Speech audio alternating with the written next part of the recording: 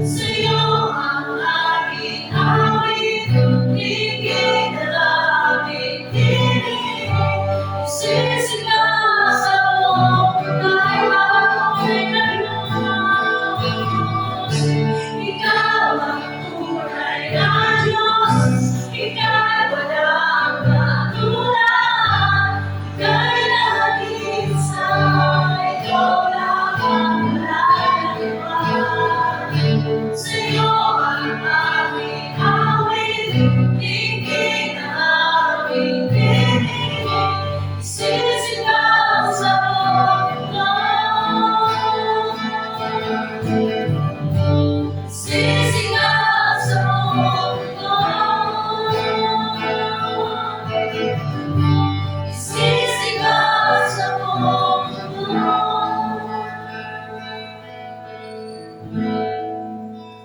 Kadakilaan mo.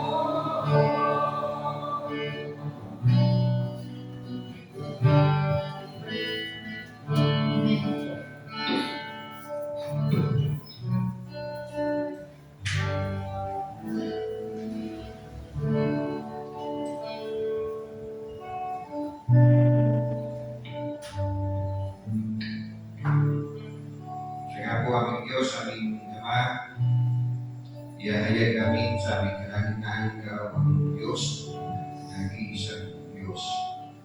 Walang katulad, walang kapatay, walang makahihigit. At muli o Diyos, sa lahat ng panahon, sa lahat ng pagkakataon, tuloy Ikaw ay Diyos sa amin. As we come to your word, Lord, tuloy kayo sa aming pagpapahayag, tuloy kayo sa aming pala, usap, samahan kami ng usap ng Espiritu sa aming pagkulay-kulay ng salita. Gawin po kami matabang pupa na pagtatamnan ng salita. Gawin po kami tagapakinig na may paggalang, may pagpipitagan, may kababang loob sa iyong salita, Panginoon. Siya namin nagkakatiwala ang gawain ito. Dalangin namin balikan niyo sa mga kami sa buhay. Sa mga Espiritu. Salamat po marami, pinupuri ka ng pinakakita dito sa ating sa panalangin. Salamat sa puso pangalan ni Jesus. Kami magsabi na. Amen.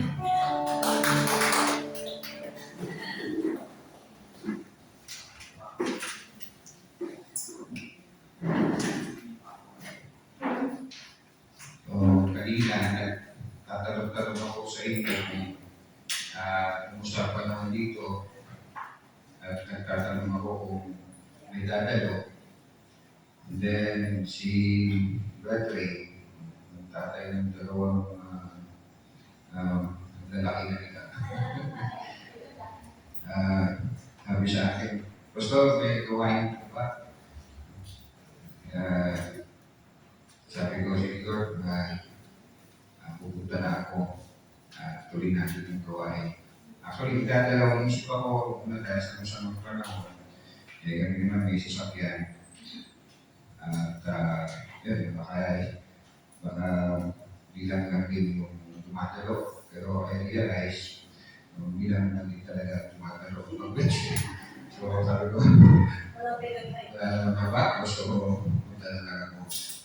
Okay, sige po, nagpapatuloy tayo sa tema natin the last days. Hindi natin salita ng Panginoon mula po sa Matthew 24 at isang talata lang po ang ating pong pagpupulay-pulayan. Matthew 24 verse 11. Pero ayan yung basahin ko simula verse 3 to 11. Matthew 24 verses 3 to 11. At ang basahin ko yung pagkakang po mga bulaan propeta. Mga bulaan propeta. Matthew 24, verses 3 to 11. Habang si Jesus ay nakaupo sa bundok ng mga Olivo, palihim siya tinanong ng kanyang pag-alagad, kailan po ba mangyayari ang mga sinabi ninyo? Ano po ang magiging palatandaan ng inyong muling pagparito at ang katapusan ng mundo? Sumagot si Jesus, mag-ingat kayo upang hindi kayo maiigaw ni Uman. Maraming paparito sa pangalan ko at magpapanggap na sila ang Kristo. Marami silang maiigaw. Makakarinig kayo ng mga labanan at nakakabalita ng mga digmaan sa iba't ibang dako. Hindi huwag kayong mabahala dahil talagang mangyayari ang mga iyon. Bagamat hindi pa iyon katapusan ng mundo. Maglalaban-laban ang mga bansa at gayon ang mga ahlan. Magkakaroon ng kagutom at dilito sa maraming lugar. Lahat ng mga ito ay pasimula pa lamang ng mga paghihirap na tulad sa isang babaeng nanganganak. Pagkatapos ay kapuputan kayong lahat dahil sa inyong pagsunod sa akin, isasakdal kayo upang pahirapan at patayin dahil dito ay marami ang tatalikod sa kanilang pananampalataya. Magbubukod sila at magkakaksilo sa isa't isa. Marami ang magpapanggap ng propeta at ililigaw ang mga tao. Panginoon magpala sa kanyang pumusya. Again, let me just focus po sa verse 11. Marami ang magpapanggap ng propeta at ililigaw ang mga tao. Let me go straight po sa tatlong puntos na sa mga bahagi. Una, ang bukang bibig ng mga bulang propeta. Ang mga bukang bibig ng mga bulang propeta. Pangalawa, ang bunga ng mga bulang propeta. At pangatlo, ang babala tungkol sa mga bulang propeta. Yes, we cannot exactly makita sa talata dito sa verse 11. Ito po mga puntos na nagbabahagi. So una po, ang bukang bibig ng mga bulang propeta o ang mga sinasabi o ang mga salita na namumutawi sa bibig ng mga bulang propeta. Of course, ang mga namumutawi sa bibig po ng mga bulang propeta ay mga pinaguktot o sinunod ko sa lugar sa aral ng salita ng Panginoon. Kaya ang mga linawat ng mga propeta. This is what the very mouth of the Lord Jesus Christ. Sa Matthew 24, sa same chapter po, sa verse 23 and 24, nabanggit niya po, kung may magsasabi sa inyo, narito ang Kristo o naroon siya, huwag kayong maniniwala. Sapagkat may lilitaw ng mga buwan na Kristo at mga buwan ng propeta. Magpapakita sila ng mga himala at mga kababalaghan upang iligaw, umaari, maging ang mga hinirang ng Diyos. So, huwag ng propeta, mas kayo magtuturo na nandito na si Kristo, maging na si Kristo, naroon si Kristo. Sila ay magtuturo ng ibang Kristo. At hindi nga lang po sila magtuturo ng iba o sa lahat sa katotohanan, sa salita ng Panginoon, gagawa pa sila ng mga katilagilanas na iba na para mailigaw ang marami. At ako sa marami pong pagkakataon, sa mga sulat po ng mga apostles, pinapaalala po nila ito. Itong mga bulaan propeta o bulaan mga ngaral. Sa mula halimbawa sa Romans chapter 16, Roma, kabanatang 16, talata ay verse 17 to 18. Verse 17 to 18, Roma chapter 16. Mga kapatid, nakikiusap ako sa inyo, mag-ingat kayo sa mga pasimuno ng mga pagkakampi-kampi at sanhi ng pagtalikod dahil sa pagsamat nila sa aral na tinanggap ninyo. Iwasan ninyo sila. Ang mga taong gayon ay hindi naglilingkod kay Kristo na Panginoon natin, kundi sa pansariling hangarin. Iniligaw nila ang mga may hinang pag-iisip sa pamamagitan ng kaakit-akit at matatamis na pangungusap. Kaya mo napakahalaga po kung tayo po siya dyan nag-aaral, nagtuturo, o magpapaturo, nagkulay-kulay, ng salita ng Panginoon. Yes, pag wala ko tayo sa pagkakaalaman, hindi tayo patuloy na nag-aaral, sabi nga ng Panginoon, sa mga uling araw, maraming mga bulaan propeta, madaling tayo marinig na. Sabi dito, iwasan natin sila, sila po nagtuturo yun sa lugar sa aral ng Panginoon, at hindi lang natin sila dapat iwasan, tayo po ay maging malingat. Dahil sabi nga, verse 18 sa uling bahagi, nililigaw nila ang mga may mahinang pag-iisip sa pamamagitan ng kaakit-akit at matatamis na pangungusap. Sa 2 Peter chapter 2, sa 2 Peter chapter 2, ang just reading ng mga talata ng papayag po sa mga alagad, Panginoon, mga apostles, yung ipapaalala po patungkol sa mga bulaan propeta na naranasan na nila sa panahon po ng mga apostles. 2 Peter chapter 2, verse 1 to 3. Pangalawang Pedro, kabanatang 2, kabanatang 1 hanggang 3. Noong una, may mga huwad na propetang lumitaw sa Israel, kaya hindi naman may darating sa gitna ninyo ng mga huwad na hindi sila matuturo ng mga maling aral na ang dulot ay kapahamakan. Pati ang Panginoong tumubos sa kanila ay kanilang tatagwid, kaya di magtatagal at sila ay mapapahamak. At marami silang mahihikayat na sumunod sa kanilang kahalayan. Dahil dito, pati ang daan at katotohanan ay mga kamastangan.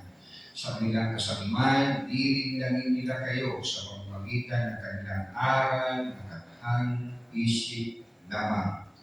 Matagal na naghahanda ako sa kanila at ang puksa sa kanila ay hindi natutulog. So, mga alagad, the apostles, they keep reminding the coming of the prophets. So, 1 John chapter 4, unang 1, kabanatang 4. Unang 1, kabanatang 4, 1 hanggang 3. 1 John chapter 4, verse 1 to 3. Mga minamahal, huwag ninyong paniwalaan ang bawat nagsasabi na sa kanilang espiritu. Sa halip, subukin ninyo sila upang malaman kung talagang mula sa Diyos ang espiritu na sa kanila. Sapagkat marami ng buhat o propeta sa mundong ito. Ito ang palatandaan ng espiritu ng Diyos nga ang nasa kanila. Kung ipinapahayag nila na si Kristo ay dumating bilang tao. Sa panahon pa ng mga apostles, may mga aral, na denying the deity, hindi tinatanggi ang pagka-Diyos ng Panginoong Jesus, pero denying ang pagiging akin ng Panginoong Jesus. Sa panahon natin, of course, maraming panahon na, dinidinay naman ang pagka-Diyos ng Panginoong Jesus. Kung hindi kayo ng kanilang pinapahayag, kung kay Jesus, hindi mula sa Diyos ang Espiritu nasa kanila, ang Espiritu ng kaaway ni Kristo, na Antichrist, ang nasa kanila. Narinig niyo ito, narinig na ninyo ito'y darating at ngayon ay nasa sanlibutan na. So the apostles, they keep reminding mga mananampalataya sa panahon nila na false prophets are there. Nagtuturo sila ng maling aral, nagtuturo sila ng sabat sa ating mga aral. Yes, sa ating panahon, nagkalat na rin po ang mga hulaan ng propeta. At napakadali na sa kanilang magpangalan, pangangaral, na kanilang po inaaral sa lugar sa salita ng Panginoon. Maray, napapaisip tayo, napapatanong tayo. Pastor, kayo po ba? Hindi po ba kayo hulaan mga karal? Nawimik no, na kayo ay hindi hulaan propeta. Well, ang sagot ko po, kung tinuturo ko po ay sa lugar sa salita ng Panginoon, at I will stand for it kahit malinaw, then I could be called as hulaan propeta. Pero kung ako may nagkakamali, at nag-i-rest ako yung mali, then ang pinatama ko, hindi naman po masasabing hulaan propeta. Dahil salita ng Panginoon na hindi nagkakamali, pero yung preacher mahal magkamali. Say amen? At hindi naman po nagkakahulugan po,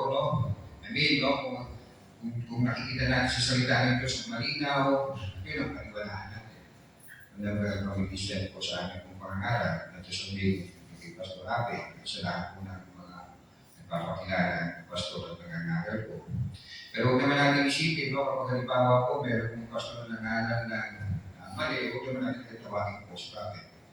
O heretic. Pag sinabi kong heretic, sa lugar ko, kung siya matuturing na heretic, kung siya'y sumasalunan po, especially sa mga fundamental teaching of doctrine.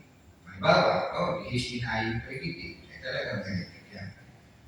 False prophet yan. Pero kung doon naman po sa mga, let's say, tithes, osas, once saved, always saved, baptism, redeem, etc. Pero yung mga minor na mga aral, huwag naman natin i-mark na heretic agad o false prophet. What I'm trying to say is, nagkakamali din ang pastor. Okay? Pero salita ng Diyos ay hindi ko nagkakamali din sa amin. So, kaya kami kung mga pastor, mayroong paalala sa amin ng James. Sa James chapter 3, Sa sa Santiago, Kabanatang 3, talata 1, James chapter 3 verse 1, or Santiago chapter 2 verse 1. Mga kapatid, huwag maghangad ng maging guro ang marami sa inyo, dahil alam ninyo na kayo mga nagtuturo ay hahatulan ng mas mahigpit kaysa sa iba. Ako po, every time po na ako naghahanda ng mensahe, there's always my prayer sa Lord. Lord, please, pagdahan mo ko, allow that mo na may turo ko mali, allow that, Lord, na at-wish ko yung salita, sapagkat, of course, ayaw ko magturo ng mali. And acknowledging that apart from the Holy Spirit, apart sa Kanya, ay hindi ko po magagawa ito. At yes, as I used to say also, manalagi nyo yung isama sa panalangin kami mga pasto, na kami ay patubayan ng Panginoon sa aming pong pagtuturo. Maybe you are aware po, no, na mayroon pong kanta na tinutulig siya, no, na kinakanta natin dito sa ating simbahan. But honestly, hindi ko totally, no, kakabaga talagang inaral ng ito pong kanta ito, no, pero tinutulig siya, yung Diyos ka sa amin.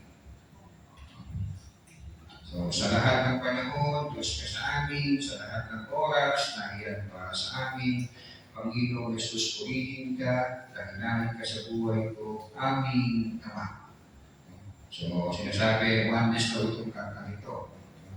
Dahil si Jesus daw ay tinawag din Ama.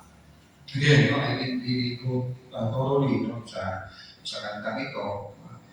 Pero honestly, nung napakinggan ko ito, actually, hindi yung panahon na tinutuloy sa ito, nung napakinggan ko ito, napaisip din ako kay Jesus, at biglang tinawag na Ama. Pero naisip ko is what? Naisip ko na itong kanta ito ay maaaring kasing magbigay ng mensahe na si Jesus at Ama ay one person lang. Okay? Pero sabi nung again, yun yung aking unang naisip. Panginoong Jesus, purihin ka, dakilahin ka sa buhay ko, aming Ama. So kapag sa unang, again, unang compression is, are you telling me na si Jesus ay mali? Are you telling me na one person ito? Merong nagbigay ng kanyang argumento, we will mention this day na sabi niya, kaya niya itong composer, at yung composer ay Trinitarian. So, Trinitarian, so hindi nang ibig sabihin. Okay, si Jesus at ang Ama ay isang persona. It could mean si Jesus at ang Ama ay isa. It could also mean si Jesus ay Ama, because si Jesus ay pinatawag ng Ama. Bago sa Isaiah 9:6. So, hindi siya nag-advocate o hindi siya nagsasabi na ang Diyos natin ay isang persona na. So, Trinitarian itong kanta ito. Sabihin yung sumulat. So, dahil Trinitarian siya, so hindi niya ina-advocate na ang Ama at ang Panginoong Jesus ay isang person. Okay? Pero yun nga, no, kapag sa unang tingin talaga natin, pwede natin isipin talaga na pwede natin akalain, i-assume na ano din, yung Jesus at ang Ama ay isang persona. Sabi niya rin, pagkamat meron siya admission na hindi naman siya musician, hindi naman siya singer o composer. Sabi niya, sa lahat ng panahon, Diyos ka sa amin, sa lahat ng oras, nariyan para sa amin, Panginoon Jesus, purihin ka. So, blessing to Jesus. And then, kung kakilahin ka sa buhay ko, aming Ama, addressing ka daw sa Ama. Kasi may post or whatever. Again, hindi ako musician, hindi rin ako composer. Pero, isang malinaw, Trinitarian yung composer, so he's not saying si Jesus at ang Ama ay isang persona. Okay, let me just read from Isaiah to refresh our mind, memory. Isaiah 9 verse 6, sapagkat isinila ang isang sanggol na lalaki para sa atin, ibibigay sa kanya ang pamahalaan at siya ay tatawagin kahangahan ng tagapayo, makapangyarihang Diyos, walang hanggang Ama, everlasting Father. Ang tinutukoy, dito po ay si Panginoong Jesus. But yes, no, maging maingat din tayo. Ako, personally, kapag nalaman ko yung background ng kumanta, no, at hindi ko heretic siya, kahit yung kanta ay walang heretic na message, no, discourage na akong gamitin. Kasi parang para sa akin, baka ma-identify ako na okay lang sa akin siya. And so I try to avoid. Halimbawa, no, yung malayang Pilipino. No? In fact, nagtuloy ko sa mga kabataan sa Cavite Presbytery, no, sa youth. Pero eventually, itong senior pastor na ito, no, ay binigay niya na ang Bible ay salita ng Diyos. Is also denying na there's hell. In fact, partner niya na sa ministry, yung tatay ko ni asawa ni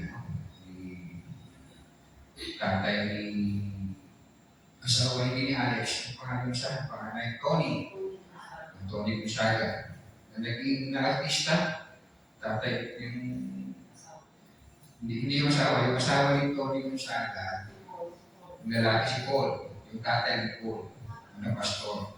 Serrano, ano ba pa? Paul Soriano pero, no? So, yun, no? Kapartner na ito ng pastor ko ng Faith in Jesus City Church o banda ng Malayang Pilipino. Natuturo sila dinahin, walang head, there's no head.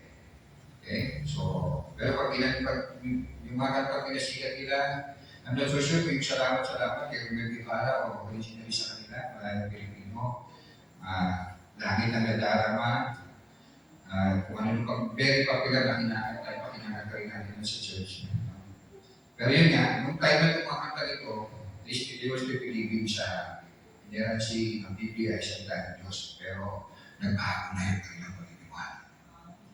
Okay? So ako, personally, pagkapag gano'n na, kahit yung kanta ay, yung iba hindi, I'm not trying to say pero sa akin, kapag gano'n na, kung ako yung show leader, hindi ko nakakanta yun siya.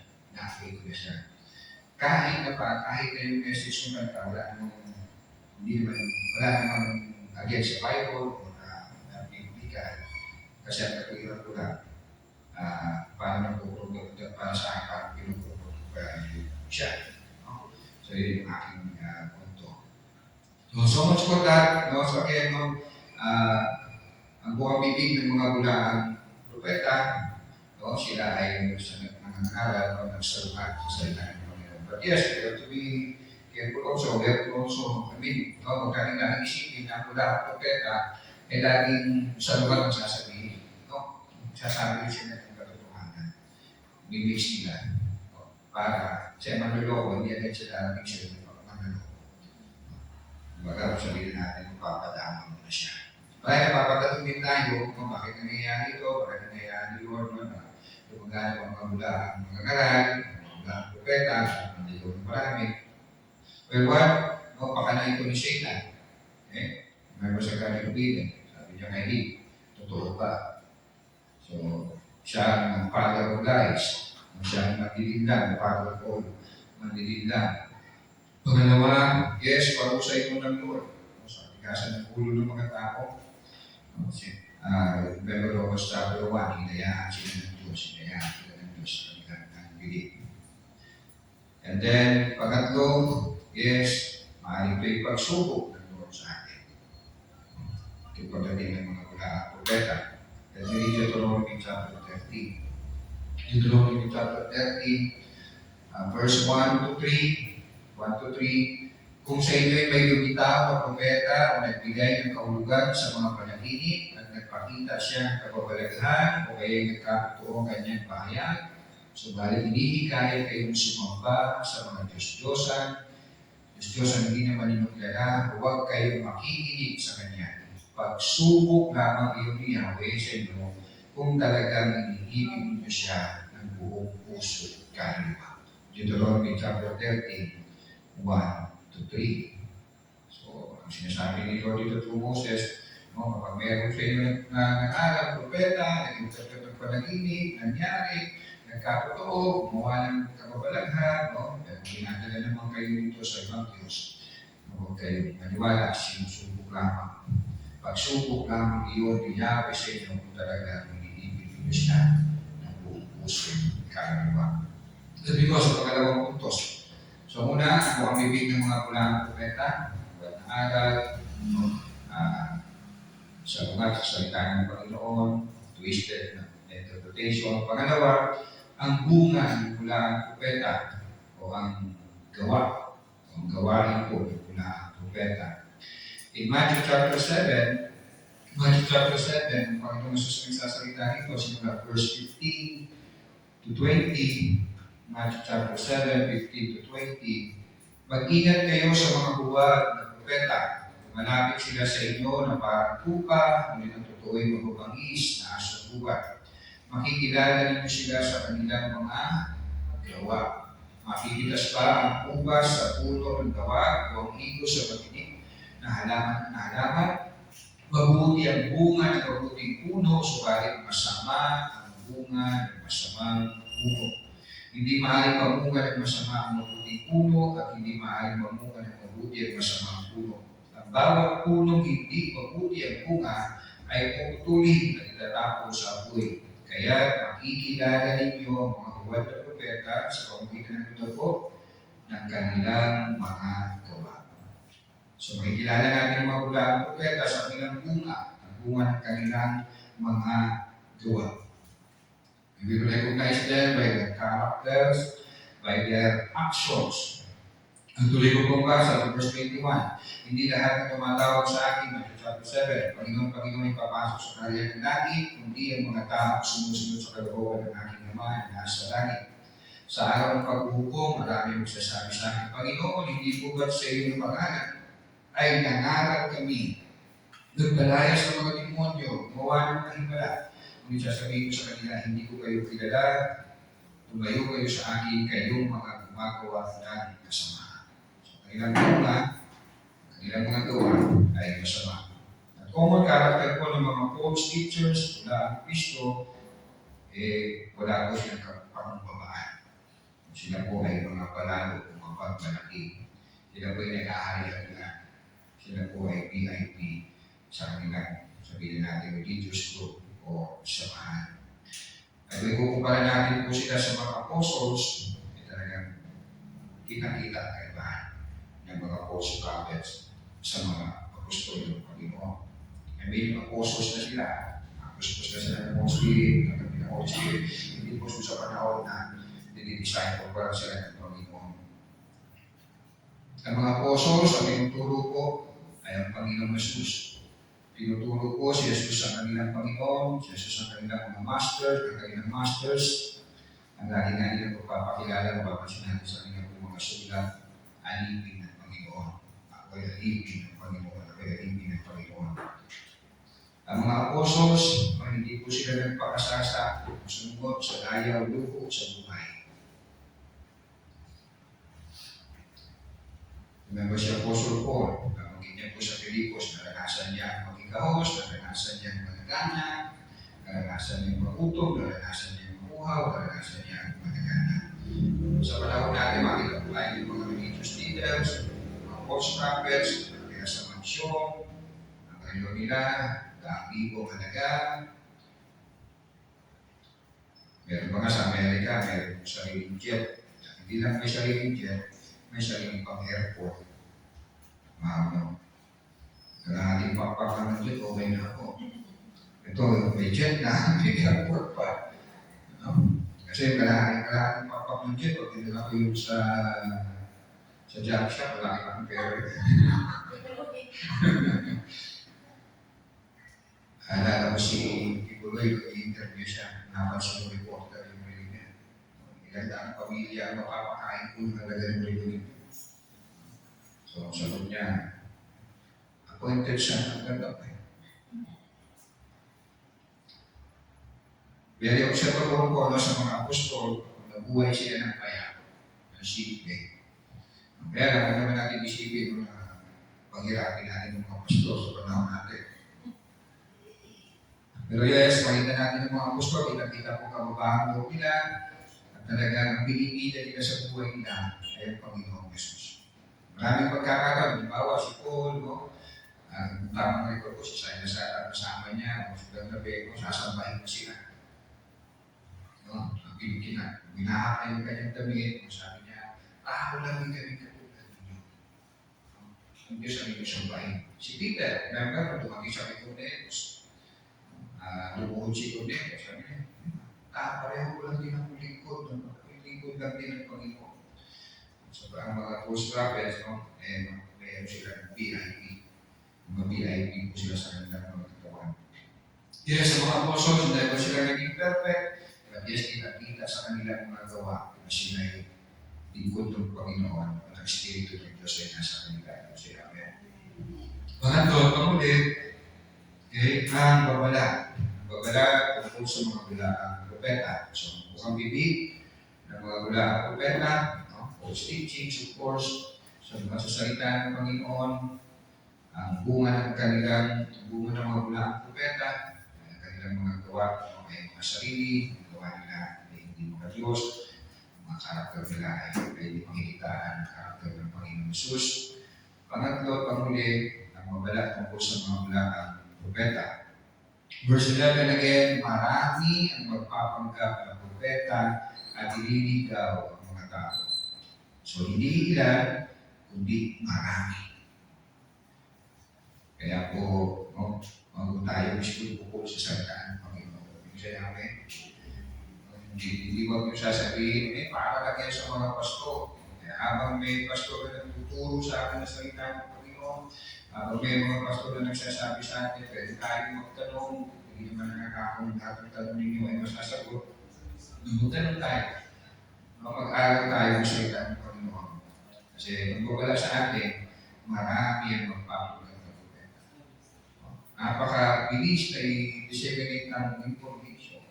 Kaliwat ka na minsan ang iba, nag-desisyon na sa bahay nila kasi may international speaker, yung pakikinggan ko, yung pastor nyo sa naman, isang ilang limang kulang ang nakikinig mo, isa lang, sa bahay niya, ito international pastor and everything. Meron sabi ng Panginoon, marami mapapanggap na mula ang propeta. Hindi lang sila mga aral ng mali, o gagawa pa sila ng mga kakilala na sila. So, wala ko tayo tunay na pag-aaral, tunay na makulit-kulit na salita ng Panginoon, madali-dali tayo mahiligtan. So, marami, at dahil marami silang mahiligtan. So, hindi paalala po sa atin, na bilang mga mahal ng palataya, ito sinabi ng Panginoon, hindi para sabihin sa atin, okay lang, sagot kita. Banding-banding ka lang dyan. No. So, ano mo dapat natin gawin?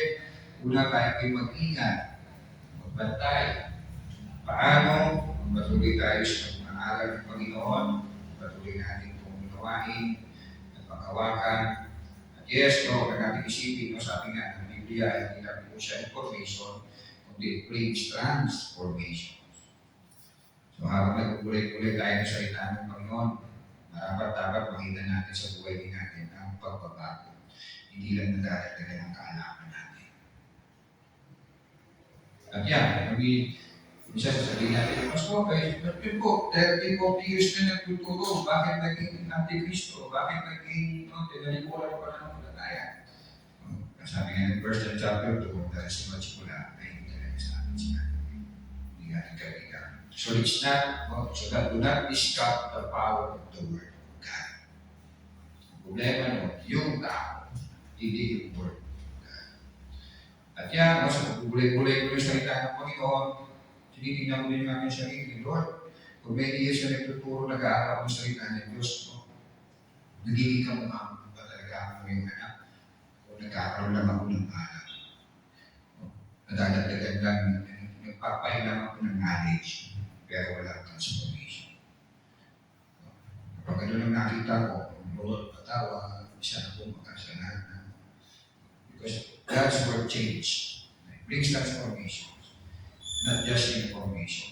So magpatuloy tayo sa mga aral ng Panginoon, unawain natin, panghawakan natin, isa buhay natin. At yes, pangatol panguli, hinto natin po sa pagkalang ito, ipangalan natin, magpangalan tayo ng salita ng Panginoon. Very, very busy, very, very maingay ang mundo, no? Baga, talagang pop-up na lahat ng mga information, kung ano-ano, music, and everything. Tayo po, wag po tayong mahinawa na patuloy natin ipangalan ng mabuting balita ang salita ng Panginoon. Dahil yan, again, sabi nga ng Panginoon, marami ang magpapagkat ng propeta at ibigay daw ang mga tao. Dahil maraming Panginoon, maraming pong salamat Lord sa iyong mga salita. Salamat Panginoon, inabot na kami. At ako Panginoon, tunay Panginoon, masasabi namin, hindi dahil sa ganang amin Panginoon, hindi kayo po mabiyaya po sa amin at binigyan niyo kami ng kaliwanagan sa aming isip at binuhay ng aming pong patay ng Espiritu. Dahil yes, Lord, babalikan namin ang mga panahon na hindi pa kami naging mananampalataya po Panginoon. Maraming pong mga aral doon na nakita namin na hindi mali Panginoon. Pero kami ay binago niyo, binigyan niyo ng buhay ng aming mga Espiritu. Kami na namulat, nanayag sa mga baling aral. Ito ay nagpapahayag Panginoon na hindi siya ganang amin lamang karunungan Panginoon kung bakit kami nagkaroon ng magkaunawa at pagkagkat sa iyong mga aral, sa iyong mga salita. Ito ikaw ng iyong kapangyarihan at pawag ng Holy Spirit Panginoon. Ito po Panginoon, salamat. Patuloy nga kayo o Diyos, magtulong sa amin, sa iyong salita Panginoon, sa pagpupay-gabay niyo sa aming Espiritu. Tinataas ko sa iyo, kapwa ang mga pastoral, especially for mga pastor, Pastor Kenneth Church of the Philippines, Panginoon. At yes po, ang body of Christ sa Pilipinas, Panginoon, na ilayo po kami sa ating pagkaunawa, ating interpretasyon, o even matitig lang, Panginoon, may mahin lang, Panginoon, at mapaniwala sa daling araw, Panginoon. Lord, pagpabiwig ito natin, lagi namin hiling at kailangan namin pagtubay na yung siyang Espiritu whenever we come to your word para ito ay pagpulay-pulayan. Lord, ito ay mapangyarihan mong salita na nananalig kami, Panginoon. Ito ay gagawa, tuturo sa aming mga buhay, Panginoon. Sa ibay, tulong ng iyong siyang Espiritu. Sinadyain niyo kami sa mga pagkakita, sinadyain niyo kami sa mga pagkaunawa sa iyong salita. Patuloy nga Ama na hindi lang po matatagal ng aming pagkaunawa at pagkaalam sa iyong salita. Kundi makita namin sa aming mga buhay that we are becoming more and more like your Son, Jesus. Salamat po ng marami. Patuloy ka namin lalagila. Kung sa mga sabi namin yung may salamat sa mga pangalan ni Jesus.